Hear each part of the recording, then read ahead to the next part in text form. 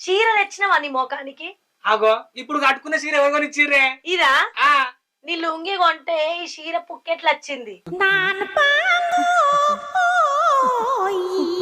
ఎన్నడైతే నువ్వు నాకు నచ్చింది అండి పెడతావో ఆ రోజే నీకు నచ్చింది కొంటపోయే. నాకు నచ్చింది కొనాలంటే పైసలు ఉండాలే. ముందుగల్లా నీకు పని చూసుకునే పనిలుండు పో. ఓవరాక్షన్ చేయకరా. అయితంగానే ఆ తొక్కను నూరిపోయే ఆకలి అయితంది. ఆకలి అయితే రోకలు నాకు, అంతేగాని నా పని అయ్యాక ఏది నూరా. ఏది నూరు అనుకుంటేనే నా ఏది నూరుతున్నావు గానే.